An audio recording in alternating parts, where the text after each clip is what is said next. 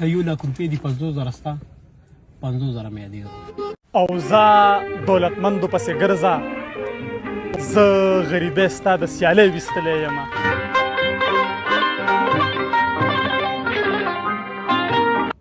السلام علیکم څنګه چل دی حالات ښه دي تاسو ته مې چانس کې اواز ځکه وکړو څنګه ورو چانس کې مې د اواز ځکه وکړو چې دا نیکان نه دي ستاسو دا ډېر شومان دي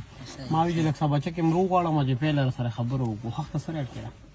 حق ته خو 15,000 څومره 15,000 دي ما ته لږ فرید امیر صاحب دې سره لږ ریټ کوم نو ستا به مخکې راته بیا صحیح ریټ نه شي ویلی که نه ځکه چې نیک ته ودونه دی ښه ښه ته به څوله ښه دا ډیلیګان دي دا خو 20,000 21,000 ورکړه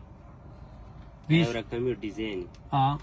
او دا نور هم ښه ښه چې دی 1500 چې ته پکې راله سپارش کوې چې وایي دا مې اترو لوی دی راغلی دی استاد ته بیا پکې څه ګزاره کوي که نه زمونږ مشر یې کوي که نه مونږ ته چې کم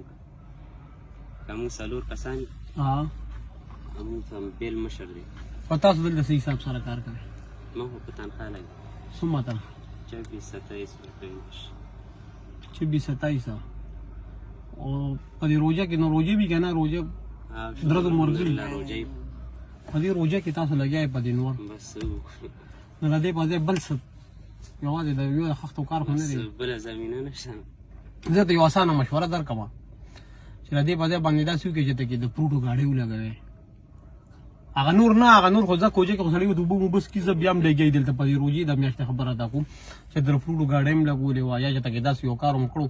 چې ښکلې ورته ناست وي او کوم نه هغسې به ټیک نه وه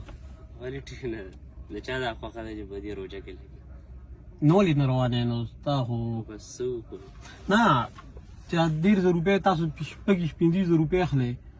نو په دغې باندې ستاسو د فروټو کار روانېږي د کور خرچې زیاتې دي کرا شي کور خرچه شي په کرۍ اوسېږئ او ته دواړه په کرۍ اوسېږئ ښه زه یو کار به وکړو ما پېژنې لیدلی مې یم لیدلی بس چې دې لیدلی یم بیا راته ویلو ته ضرورت نشته بس بیا داسې وګڼه چې رور د ناستئ بس بیا داسې وګڼه چې بس رور د الله پاک رور راسو انشاءالله دومره اوس زموږ هم نشته چې څومره دې غره سره کوو زما وروڼه یې راځه څنګه سپینو کې ناست یم تاسو څنګه نو زه نشم برداشت کولی داسې زه وایم چې څنګه زه یم چې زما وروڼه هم په ارام ناستي نن کار وکړئ چې څومره پیسې رسېږي چې تاسو په خپل ځان ته دومره یو روزګار روان کړئ چې ناست یې ورته د فروټو وغیره داسې چې صحیح نو چې داسې څومره پیسې چې تاسو د هغې نه بس دا میاشت هم چې کم از کم په سکون تېری شي بس